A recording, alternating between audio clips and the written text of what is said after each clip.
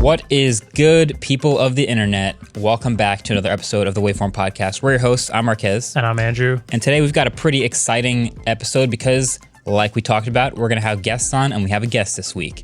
Yeah. It is a pretty exciting guest, a fellow creator. You'll hear my intro for him in a second, but I think most of you will be familiar with his work. It's Hank Green.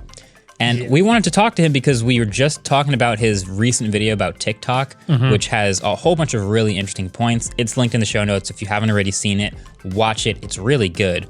Sort of explains the landscape of monetization for creators on YouTube versus TikTok and the things that are different between them. And we talk about that, but we also talk about a lot of other things. It's a really interesting conversation. The one thing I should mention is at like halfway through, we had some technical difficulties and did lose his video feed. So if you're watching the video version, that's what happens halfway through. But I mean, come on, it's Hank Green. You guys know what he looks like. Plus you get to see his beautiful face in the first half anyway. So without any further ado, let's get into it. So we've got Hank Green joining us for Waveform this week. Hank Green, if you're unfamiliar with Hank somehow, then you've been actively avoiding the internet for the past 15 years, in which case, welcome. Appreciate you for joining us. Hank is an entrepreneur, creator, YouTuber, TikToker, creator of VidCon, and half of the Vlog Brothers, and someone who's been creating for longer than I have, which I don't get to say very often. So, Hank, welcome to the podcast.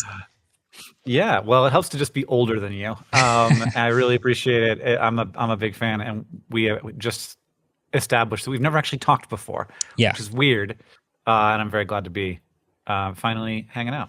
Same. I want to talk to you about all of the social media. And this is one of the fun things about having a podcast finally is I get to talk to people like you and having conversations about, I don't know, this whole world of social media, which it seems like you're all over it. Like obviously YouTube for the longest time, but we've got Instagram, we've got TikTok now. How do you, first of all, I just want to know what you say when you describe to people what you do. What do you say? Well, I go to the easiest thing, which is I make educational videos for teachers and students. And then people are like, oh, tell me more. And I'm like, oh, high school and early college and chemistry and all kinds of stuff. I have a company that does that. And that's like, it's much easier that way. It's rather than, and also I am kind of a personality and community leader and organizer that does philanthropy, and also I run a merchandise business that helps creators make money that has 50 employees and like, I don't, yeah. My wife, when someone asks that question, is like, ugh. Here we go. I don't want to go through this again. So that's the easy thing to do, and like that is sort of the majority of what I spend my time on anyway, is the educational content. Yeah, I like it. I think I've watched your YouTube videos for a super long time, but the TikToks have started coming back up. I spend a decent amount of time on TikTok, probably more than I'd like to admit. I think we all do. And I always see your videos pop up in my For You feed. Before I even followed you, I would just be like, oh, Hank's on TikTok now. Great. They're very educational. He's got all these great ideas. I love it. So I want to start with YouTube because I feel like that's the hub at the center of this creator economy of these videos that we've been making for so long. And when I tweeted your TikTok video, I sort of quoted one of the early points in the video, which is that YouTube actually does treat creators really well, like almost abnormally well. And I got certainly now that like we've had some more data points on the field, like when it was just YouTube, it was like, well, that's normal. But now that we have other platforms out there showing us how they might do it, it does change the perspective. Exactly. Yeah. A lot of people push back just saying, oh, they treat some creators well. They treat a few creators you might know well. But it's kind of like just in general, there's obviously they do a lot of things they don't have to. The little plaques they send us when you hit a subscriber milestone is a nice example, or having a contact at YouTube and things like that. But the sort of biggest point of that being the revenue sharing model. But just in general, now that you've been on YouTube for, I think, I'm going to say longer than anyone I've ever spoken to, how would you review YouTube as a platform as it exists in 2022? If you had to give them a rating, if you have some pros and cons, how do you assess the state of this gigantic company? Yeah, I mean that is difficult to like. I feel like I need categories. I Like can the do that. video player is like 10 out of 10, and Yeah. I think people often sort of don't think about the fact that the video player is 10 out of 10, but like that is actually, and like the upload experience is very good. And I think that, but like I think a lot of the parts that I don't like about YouTube are just things that are difficult parts of having done what YouTube did. We're like all the hoops that you have to jump through, the moderation that is clunky and wrong often, the demonetization and the algorithmic selection of this stuff and Mhm. how it doesn't treat people fairly. Like all that stuff is I find very frustrating, but I also recognize that it's a difficult problem that was created by virtue of the existence of their platform. Like you couldn't do what they did without running into those problems. Yeah, And I don't know how else to solve them except for the way they solved them. I had a weird random little meeting a long time ago where I think someone at Google said something like, they have this massive success and the scale of their platform means that every tiny problem they have is now a problem at scale. Just because the whole thing is so big, it's like, oh, we have a True. tiny Yeah. little spam problem. It's like, no, that's actually a massive problem now across the internet's video source. Yeah. How'd you feel about them getting rid of the dislike counter? Any strong thoughts on that? Oh, you're getting me into the most dangerous opinion on the platform, which is that Interesting. I don't think it's a big deal. Okay. Like so I recognize that it has like that there's like there are good parts and bad parts to getting rid of the dislike button. Like that's where I'm at. And the bad part for me, like the main thing that I don't like about it is that there are times when I would like to know instantly whether or not this video is going to contain useful information, and that was a really good way to see that. And you might think, well, then why get rid of it? Like if it's doing a good, then why get rid of but a lot of the things you hear, and I'm like, oh man, you asked me, I'm gonna catch flack for this. I love A it. lot of what you hear from people is that they will say, well, how do we now tell a corporation that we didn't like their video? And to me, that's sort of like you took away my tool for mass brigading. And when we're mass brigading against YouTube or against EA or something, I'm like, I don't have a lot of Yeah. sympathy for those people. Like Yeah. they can deal with it. But like I also have seen it happen over and over and over again to people whose content like just like ideologically doesn't align with other people. And then you have these big groups of people who like organize themselves on Discords or subreddits, and then they come in and make that person's life miserable. And then all of their videos have this like weird permanent stain on them that you never don't see. It's there for Mhm. the rest of the life of that video, where you're just stuck with this like 70% dislike. And people look at those videos and they're like, why do people dislike this so much? What's going on? And it became used as an abuse tool. For And sure. YouTube didn't like that it was being used as an abuse tool. And they were like, how do we stop it? And, you and I can see our dislikes in the back end. We know how many people are liking and disliking our content, which is useful. And I certainly don't think that it's something that didn't have negative consequences. I just think it also had positive consequences. Like I think there was a reason that they did it. I think they explained it fairly well why they did it. Yeah. And I think that like it's normal to disagree, and we also sort of exist on like we the more time you spend on, and the more sort of like you base your career and your business on a platform, the more you sort of like are actually having a relationship with it that's more like a citizen to a government. And people don't like it when the government makes decisions that they don't like. And that's a Fair. thing that happens. And I also think that it's fine for people to lodge their complaints, because we don't get to vote for these people. So we might as well yell about the thing that matters to us. And so I certainly don't hold it against anybody who's mad about it. But Yeah. from my perspective, like there's more worrying things. Yeah, And I made my video talking about why there are downsides, obviously, and being a part of the tech community, I see like, okay, I want to, for example, yeah. install this doorbell, and I want to make sure I shut off power correctly and follow a tutorial. I no longer see that the tutorial has a bunch of dislikes because it's dangerous to me, and like that quick thing is just one of the negatives. My question was always just about like all of the downsides that they are solving for here aren't really actually being solved if the comment section doesn't also get better, because all of this mass brigading and hatred that follows people around via the like to dislike ratio also follows them around in the comment section, which needs a lot of work. So I give the video player. Go ahead. YouTube has given creators some pretty good tools for moderating comments, a lot better than other platforms. But that that took time for that to develop. So there are ways to engage with that as a creator. It's certainly, but it doesn't like take away the reality that people are still going to be happily in group mobbing people. And like it's just like one of the ugliest things I think about the internet is mobs of people being jerks. And eventually, I feel like maybe we will get to the point where we realize it's actually really cringy and like embarrassing to be a member of one of those groups of people. But that's going to take some time, I think. It does often feel good to be a part of one of those groups, and not to say that I've never been a part of them. I also am sometimes part of a mob of people who's mad about something. Yeah, we grow up out of the mob, but then somebody else grows up into the mob. So it's a tough cycle. One of the other fascinating things that I just saw recently, Twitter is testing downvotes, I think. So you can like a tweet, you can retweet a tweet, but they're testing downvotes specifically.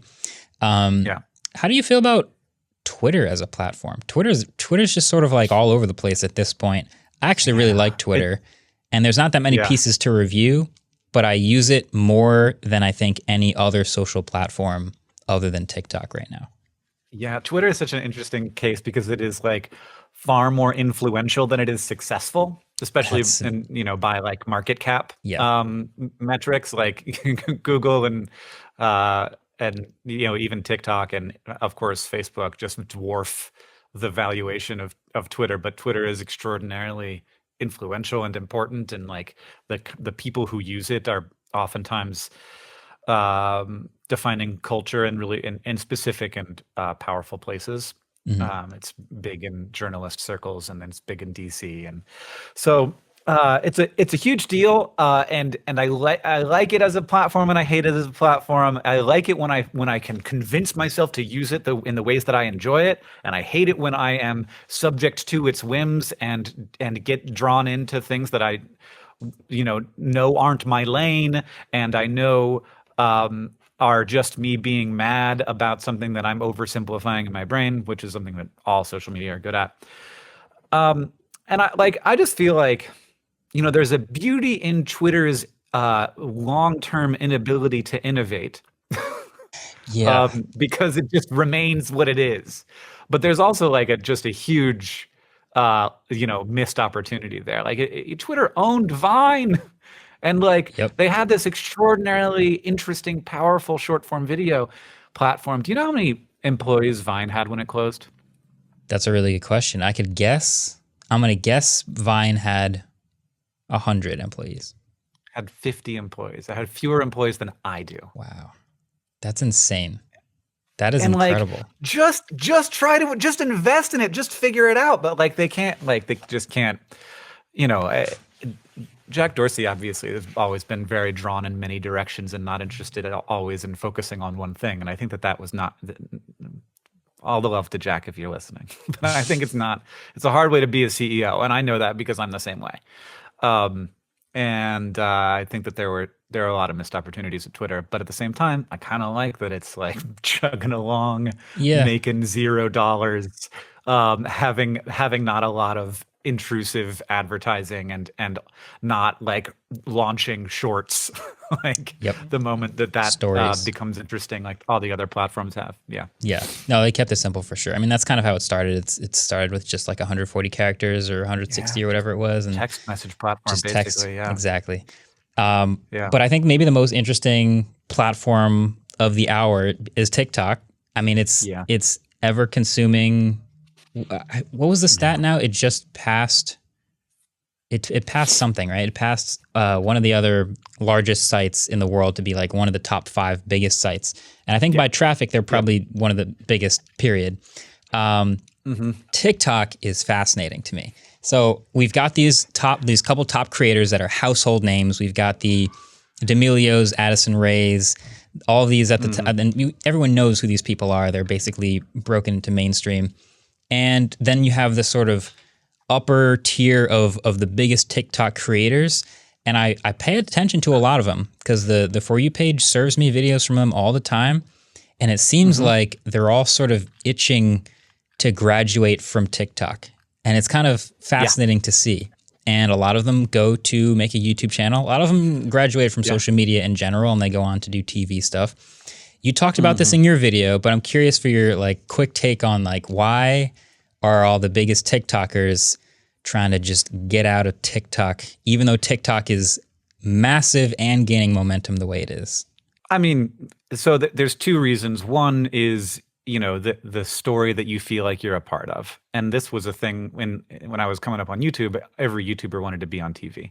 And so like they wanted to be a part of the story that their heroes were a part of rather than the story that they were inside of, which is just how we are. And that is a bad reason. Like in my experience, YouTubers who focused on YouTube did way better than YouTubers who were like, how do I do TV now? Like, there's not a lot of examples of YouTubers who made that transition well. But there are examples of certainly people who started on Vine and made the transition to YouTube really effectively and have become household names. And I think that is also definitely an option for TikTokers. And the other reason is a very good reason, which is that it is more valuable to be a YouTuber than to be a TikToker. And that is both economically, like you make more money per minute of time people spend on your content, but also because you develop a deeper relationship with your audience because you have them for more than 15 seconds or a minute or 3 minutes at the outside. And that is how you like, you know, TikTok is very intentionally a user first platform and like to the extent that it will sacrifice everything else for the user experience. Like ads are extremely easy to skip by. The content is like, it's like, I know that deep in your heart, you feel like you would want to give that creator who you like vibe with, you feel like you want to give them more of your time, but you don't really. You want to watch this guy hurt himself on a snowboard. Let's be honest with ourselves. And they're right. So like they are giving you what you, not what you would choose, but what you actually want. And that's wild. And so that's why it's such a sticky platform, but it makes it a harder place to build a business as a creator and to build an audience as a creator. It's harder to develop a deeper relationship with people, which is democratizing. It creates way more opportunity for people to constantly be breaking in and getting that first exposure to audience and to attention. But it is because of that, you know, opportunity for breakthrough, there's always somebody ready to take your place. And so you have to figure out how to convert those people into something except for just a TikTok audience. And, you know, YouTube is the best place for that. Yeah. For a bunch of and reasons. with YouTube launching and being successful about shorts, it does seem a little bit like maybe it's amazing to think that this is the way I'm thinking now, but maybe there is a threat to TikTok in YouTube's short strategy. Interesting. Whereas, you know, a year ago, I would have been thinking like, you know, is TikTok a threat to YouTube? Now I'm like, I mean, of course, it's a huge threat to YouTube. It is the first threat to YouTube, really. Like Facebook couldn't take them on, but TikTok can. And now I'm thinking like, how does YouTube take market share away from TikTok? Because YouTube is much better at making money. I was just about to say the platform. I have a stat just recently that YouTube had a larger Q4 of last year than Netflix in revenue. I think it was like $8.5 billion of revenue. YouTube is making a lot of money. Now, it costs a lot of money to run, but they're making a lot of money. And also one of the points you brought up earlier that I've thought about a lot is like the intrinsic value of an audience on one platform versus the other. Like, would you rather have 10 million views on a TikTok or 1 million views on a YouTube video? And it's kind of still weighted for the YouTube video at that point.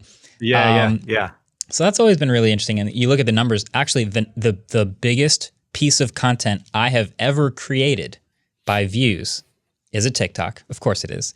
And it's like 33 million views on a 7-second video or something crazy like that. But yeah, if you find yourself like if you come up as a TikToker, you've built your brand, but not your business necessarily. You do, as a smart person, want to build a business around it on something more stable, like a YouTube channel. So it does make a lot of sense to what we see it being built. You make TikToks? Do you consider yourself a TikToker at this point? You've made enough of them. You have like a presence there. At this point, it would be almost embarrassing to not call myself a TikToker. Like Yeah. it'd be like I'm trying to pretend I'm not a TikToker. Yeah. And the other reason I kind of consider myself a TikToker is because I really admire a lot of the people I follow on TikTok, and we have, in the same way as my colleagues on YouTube, talked a bit on direct messages and stuff. And I just think that they're so cool and interesting and smart in the way that they are approaching their content and their audience, that like I feel like if I the only reason I don't have to call myself a TikToker would be like that I don't think it's a uh that I'm embarrassed by it. And when I think about those people, I'm like I'd be like almost deriding their creativity and thoughtful content if I pretend like I'm not one of Yeah. them. I mean, it used to be embarrassing to say you're a YouTuber, and now Yeah. it's got a different connotation Not at all. every month. But now it's like, oh, nice. Like I understand what that is, which is that's like kind of funny because I've said to people I don't know that like an Uber driver, if you just say you're a YouTuber, they're like, oh yeah, I know some of those. Like they understand it already. We're gonna take a quick break. When we come back, TikTok versus YouTube and monetization. But I think the thing that sort of ties all this stuff together is like YouTube has monetization built around sharing revenue on a percentage basis with its creators. And TikTok, in its attempt on its way up to stealing tons of market share from YouTube, but wanting to keep creators on TikTok, has decided they want to also give revenue to their creators, but they've done it with a different mechanic. They've built a singular creator fund. And your video has done a better job of explaining it than I ever could, so it's going to be linked in the show notes. Everyone should watch that at least before getting to this part.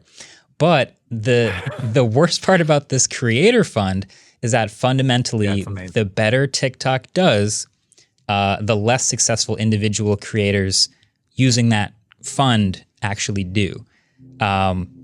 Is this a mistake by TikTok? Is this a greedy thing by TikTok? It's a weird, obvious thing that they should have all thought of by now. So I'm curious why you think they decided to go with a creator fund rather than revenue sharing. It's super smart. Like if they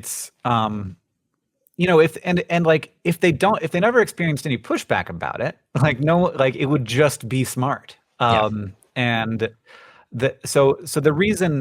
basically the situation is there's a static pool of money. And so if currently there's like, let's say 10 billion views a day on TikTok, and they're distributing that fund among those people who earned those 10 billion views. Then if like 6 months from now there's 20 billion views on TikTok a day because the platform grew, you get half as much money per view because there's more views in the same pot of money. So that's the problem. It's amazing, and that is clearly the limitation of the static pool of money. But the creator fund idea itself, I think, is quite smart, actually. We all together experienced that like it kind of was maybe bad for YouTube to be tying revenue, like people's revenue, directly to the advertisements running on their channel. And also like advertisements running on a video was a bit of a problem because then it meant that like, how does YouTube police like where Coca-Cola's advertisements show up? And they have this like preferred program where like we promise that the content is not terrible, but sometimes even the people in the preferred content might make stuff that's a little edgy. And so we ended up in the situation where like they have to have this tremendously complicated moderation system to decide whether or not something is worthy of certain kinds of advertisements. It's a mess. YouTube and TikTok doesn't have to worry about that. The other thing that is great about a creator fund is that you can divide it up based on what you want to encourage. So so I get higher CPMs than average because my audience is older and I make educational content and it's like really brand safe. But on TikTok, everybody basically makes the same CPM. But you could make it so that a creator gets more money for their first million views than for their second million views, so that you're encouraging people to, so that because it's easier to get your second million, like your second million views than your first million views. Mm-hmm. It's just like how it is. And you could make it so that you reward people for creating content that has more engagement, or you could, or like is less controversial. Like you can measure like controversiality scores based on how like disliked something is, or how much sort of yelling there is and negative sentiment there is in the comments. Yeah. So you could do that. You could just sort of, as a platform, decide what kind of content you want to be encouraging with dollars. And you can't really do that the way that on YouTube, that's just decided by advertisers and where they want to advertise. Yep. So a example of a huge problem of this is like, if you tend to make content for a Black audience in America, advertisers are less interested in buying that content, because the average Black person in America has far less money than the average white person in America.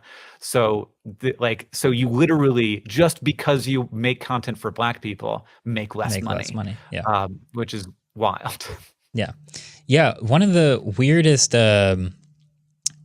questions that I've had, literally about the adpocalypse that happened back in, I guess we've had more than one of them on YouTube, but about the association directly between the advertiser and the content that they appear in front of.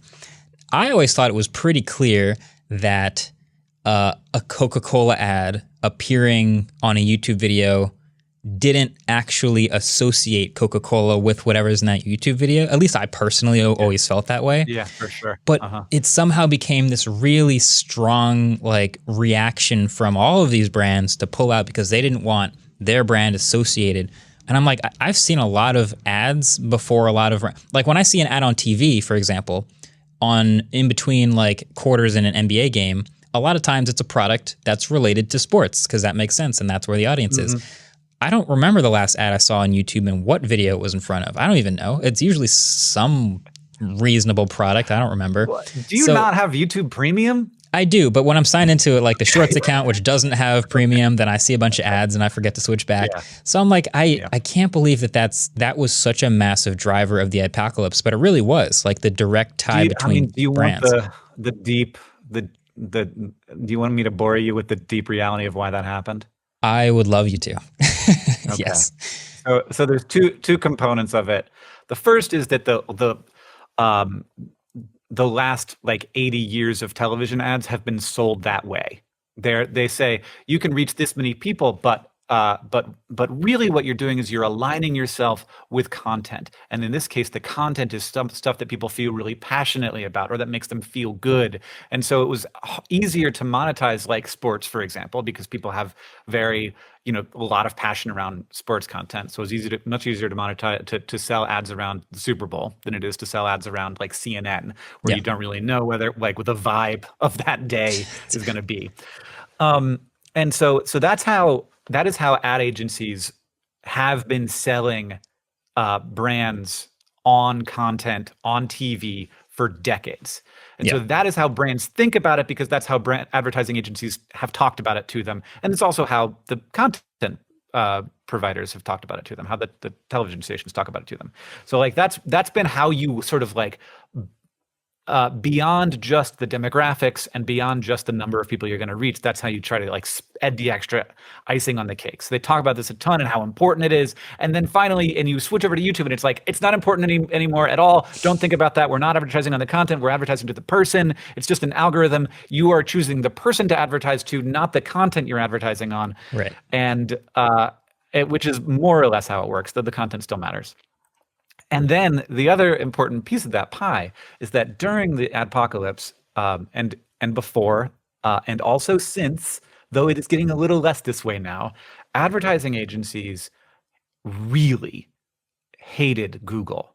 They hate them so much because Google is putting them out of business, because Google does their job. Google says you don't have to work with an advertising agency. It's 4 clicks to figure out how to reach your audience. You can reach your audience better than you ever could with an ad agency. And ad agencies were like, that's wrong. We're in New York. We make $400,000 a year, and we need to continue making $400,000 a year because I have a mortgage. So ad agencies were able to say to brands, look, I told you YouTube sucked. I told you Google sucked. They're putting your logo next to terrorist recruitment videos, next to people teaching other people how to stab each other. And now look what you've done. You've ruined your brand reputation. And also the third piece is brands wanted leverage against YouTube. And like this was an opportunity to exert leverage against them. And it worked. And it kept CPMs low for years after that. Yeah, this was one of the things. It was a very successful thing. It was very bad for YouTube. It was like a chapter in internet history. I do remember going to one of the creator summits, which by the way is another thing YouTube does that I don't know that any other platform does, but it's sort of a gathering where YouTubers are talking directly to YouTube. And something that kept coming up was like, well, don't the advertisers need YouTube more than YouTube needs those advertisers that dropped out? That's always been the case I make. Yeah, they always need each other, but it's like, if you pull all of your advertising off of YouTube for whatever this reason you really believe in is, eventually you're going to realize you got to get back to that audience somehow, and those people are borderline unreachable any other way. So come back. Well, that seemed to be what changed this year, where YouTube's revenue went from $20 billion to $30 billion in 1 year. Yeah.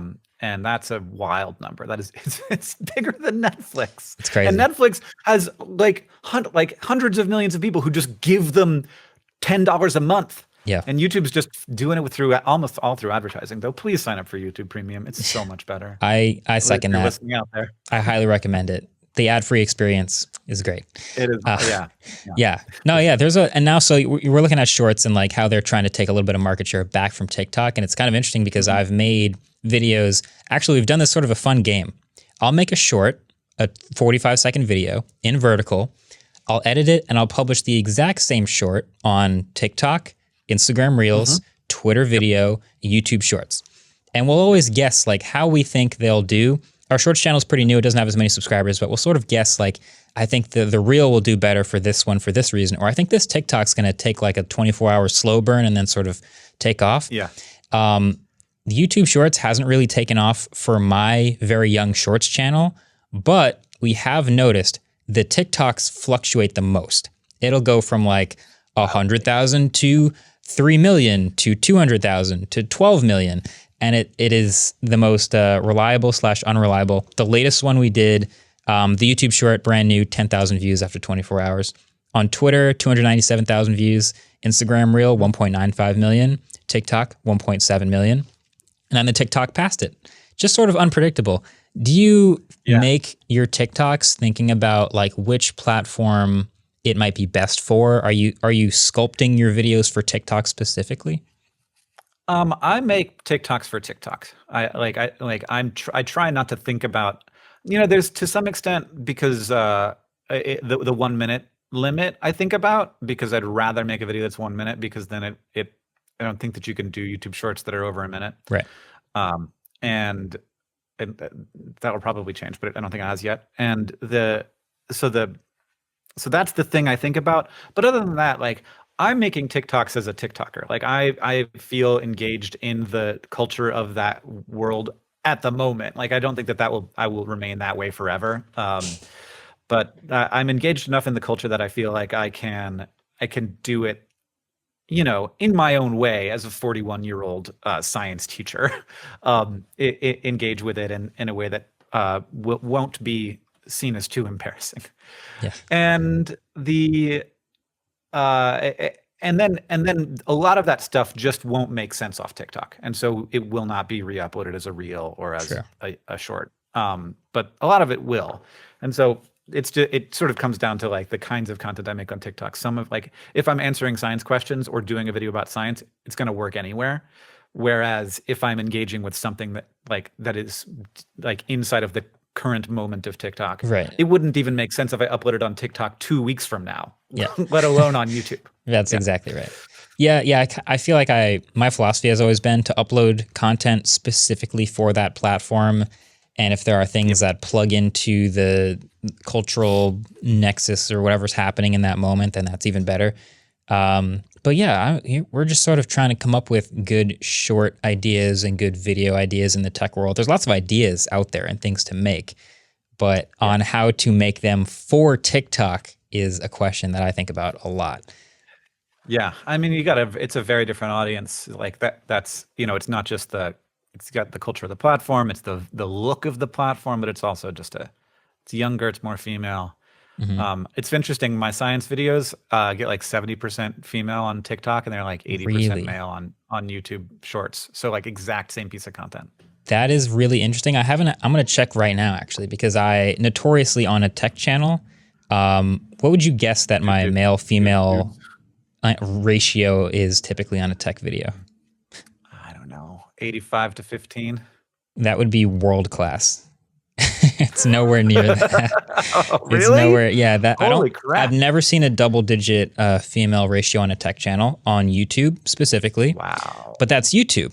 Mine's like 97.3. Holy shit. Yeah. And so I wonder if TikTok is, if anything, an opportunity to reach a completely different audience because of the different people using TikTok, specifically with different ratios of male to female. That's something I can't find the ratio right now. I got to look on a single video, I guess. It's in there. You got that. TikTok's analytics are not good. Garbage. Yeah, they're bad. I'll find it someday. I've got this weird page pulled up, but I'll find it later. But that's an interesting point. So, okay, TikTok's got a creator fund now. You've exposed TikTok's creator fund for being maybe a little bit short-sighted or a little too smart. Do you think there's a world where they change it? Do you think there's a world where TikTok continues to grow, creators continue to start off on TikTok and they want to stay on TikTok and they find a reason to switch to maybe a percentage-based system to incentivize people to stay with TikTok long-term? Yeah, I don't think there's a world in which they don't change it somehow. And like maybe I'm just being really optimistic, but I think that that change might be, we hear you, we're going from 200 million a year to 300 million a year.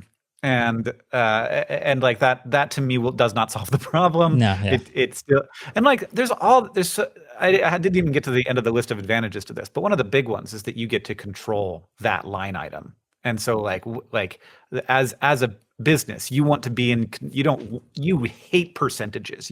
You want flat fees. Mm-hmm. So being in control of that line item, and like, I think that they would rather like increase that number without making it a percentage, but it doesn't really solve the problem until it is a percentage. And the other, the question that I think that TikTok is trying to answer is our money that we would like to keep important to the long-term sustainability of the economic ecosystems of the creator economy on our platform?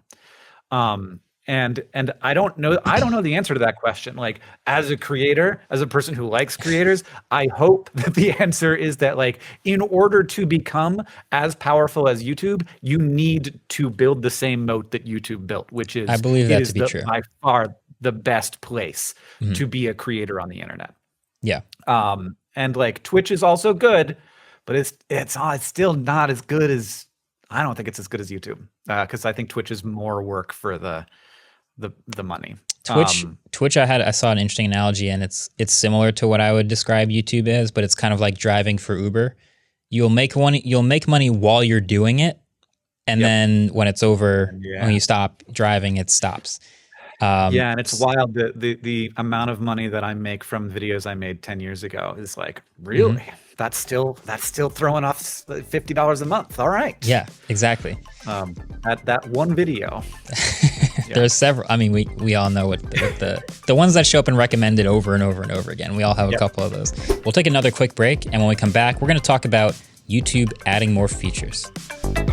There's some funny things about being on YouTube a long time, though, that you would have just the same perspective as me, if not more so, where you continue to run your YouTube channel, and then YouTube quietly changes something or adds a new feature, and it looks like, this is always a question with YouTube and Google, it looks like this is something they're going to lean into pretty hard, but we're not sure if we want to jump in and maybe sacrifice analytics, or what's going to change about our channel if we start doing the thing it seems like the algorithm or a new feature is pushing.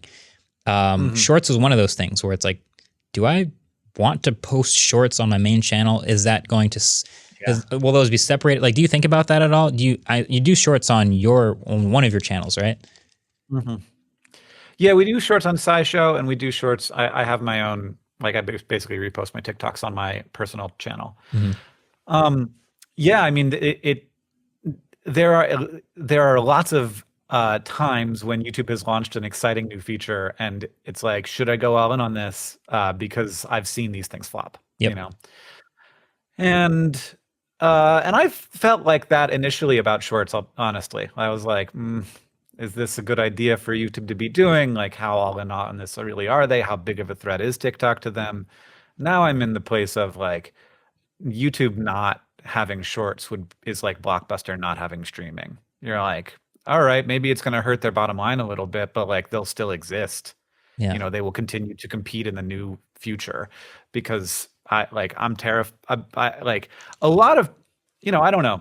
I don't ever get fear from any executives at YouTube who I talk to. They never exude anything except like collected, in charge, confident. Yeah. But like, I think people are pretty freaked out by TikTok. I think that people, like, I think investors are. I think that people in the creator economy are. I think that people at YouTube are. Like, this is a complete guess, but I would guess that 2021, despite being a year where YouTube's revenue went up a lot, it's probably the first year ever that YouTube's traffic in the US might have gone down. It certainly did not grow Right. like the way that it has in the past. And like, Hmm. because TikTok had to eat away from somewhere. It can't all come from TV. It can't Yeah. all come from socializing, which is probably where a lot of it came from. So yeah, I think YouTube's legitimate, like, should be freaked out by TikTok, and like I think that they have no choice but to be inside of Shorts, which I'm ambivalent about. Like, part of me is like, I don't want this on the platform because I want this to be a pure experience. Like, I want it to be like Twitter, where it's just like words, and let's just be that. It's the way I always liked it. But if I were in charge of YouTube, it would be a significantly smaller company. That's for sure. That's fair. Yeah, it is definitely like the more we've looked at Vine, like Vine had this huge come up, huge platform, huge creators, gone today. And, those creators are no longer obviously on Vine. It makes me think, like, no matter how big of a creator, or sorry, no matter how big of a platform comes up to challenge YouTube, YouTube will always just have to find a way to absorb its features or its creators. One of those two things. And Yeah. I don't know, let's say YouTube makes a perfect clone, an incredible solution to the TikTok problem, and suddenly TikTok starts to shrink. It's like, well, that's about as good of a competitor as we've ever had to YouTube. And there is theoretically a danger to only having one video platform be successful. You want some competition. Yeah. Do you ever think about YouTube as a monopoly, or is that it's just like the internet's video archive? Yeah, I mean, absolutely. I think of YouTube as a monopoly in its space, but like it sort of begs the question, like, where's the line you draw between these things? Like, is YouTube like competing with Netflix? Is it competing with Facebook? Is it competing with like, so all of these things in the attention economy are basically competing for your time, and so they're competing with everyone in media. So in that way, they are not a monopoly. But in as much as like the kind of content that I love to create, know how to create, have experimented with the craft of, and am like deeply familiar with, like, yeah, like I can't move my audience to another platform. I kind of don't want to. But I think that you've also see people diversifying. Like, obviously this podcast is on YouTube, but it is also wherever you can get a podcast. And that's one of the reasons why YouTubers make podcasts, is because it's a way to have a deeper, connection, because you get to like hang out for a longer period of time. And also it's like, it's a piece of content that gets to exist outside of that ecosystem, diversify your sort of like your content that you're making. And I think that a lot of people, like creators, talk about that all the time. Like, how do you make sure you're not like a single platform creator? Because it's hard, but like it's something people spend a lot of time working on and thinking about. So technically, YouTube is certainly not a monopoly. No one could actually argue that in court. As a person who makes YouTube videos, it does feel like they are, because like there's no really other place where I feel like could successfully post YouTube videos. But I think that TikTok innovates very quickly, and if the big advantage that YouTube has over TikTok is the ability and like the desire to share 55% of revenue, it wouldn't be hard for TikTok to just do that. You know, it's not like I'm pretty sure they're not hurting for money. Like it may be that they have under monetized up to now, but regardless, like anyone would give them money. Like it's the most successful thing that's happened in media, the fastest rising thing that's happened in media ever. So I think that they're going to continue to evolve, and like that might be different forms of video, but I hope that it is also more opportunities for monetization. Same. It is kind of interesting to think about framing YouTube as a monopoly or not. Like if YouTube were to argue in court, they would say, oh no, yeah, we're competing with Facebook and Netflix and TV and all these podcast things. Like we're just another media company. But also just like you described, like in this world of like creator made videos in this certain way, it's like there is no other place, which is really interesting. Yeah. And like podcasts, for example, we make our podcast here, not just because we want to connect to our audience in like a new way, but also discoverability in the podcast world is awful unless you have a discoverability engine, and YouTube is just the best one. So here we are. So yeah, they have a lot of opportunities to branch out into new things and compete in new ways. And so anytime another competitor pops up and they feel like they want to be involved in that space, boom, YouTube Shorts. Now they're in there. Yeah. And like the thing that YouTube did, and the thing that TikTok should be wanting to do, is to sort of like, they're not just like an application, they're like the operating system for the online video creator community, you know? And you know, there are competing operating systems. Like you can watch VOD videos on Twitch, and like you can also watch live streams on YouTube, but like they are the one. They are the sort of iOS of video, of uploadable video, rather than sort of walled garden video. Love it. That's a great analogy. I have one more question for you, Hank, and it's a little bit off the beaten path. It's a little bit of a twist. I'm very curious. How fast can you type the alphabet? Yeah. This was a TikTok trend recently. Is that what you're referencing? No, even like better. Even better. Okay. This is a classic end of the Waveform podcast bit that we're doing now, which is every guest. Okay. I'm going to send you in the studio here a link actually to an alphabet type test.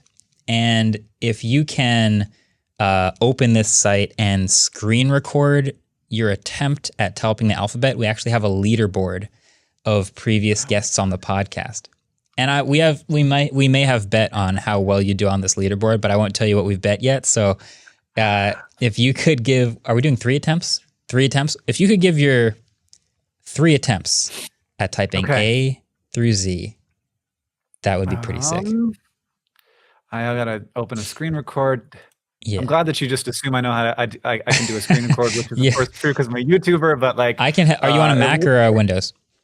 I'm on Mac. I got it. It's you got QuickTime? Yeah, that's perfect. Yeah. All right. Try and close. Make sure that there's no confidential information on my screen right now. Right. It's like they got a sexy Garfield in the corner there. Are you on a like a mechanical keyboard or a normal keyboard? I'm on a normal keyboard, the one that comes with the Mac. Okay. Sick. Same. Okay. And I should just go? Yep. As soon as it literally will just start as soon as you hit the letter A, and it'll time you out. 3, 2, 1.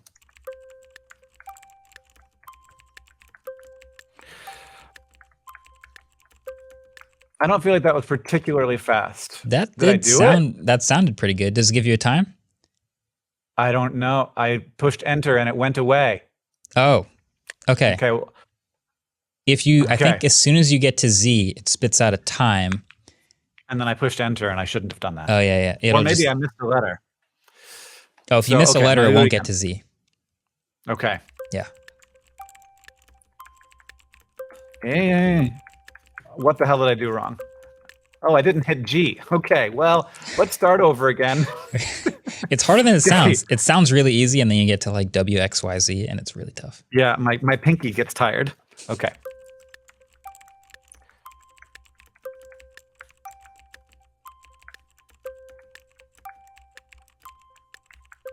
Okay. 8.8. 8.8. Would you like to give it one more try? We've got a leaderboard here, but I won't tell you where it is until the end. Okay. I will give you one more try. All right. I'm going. Oh, man. Well, that's not going to do it. I'm going again. Okay.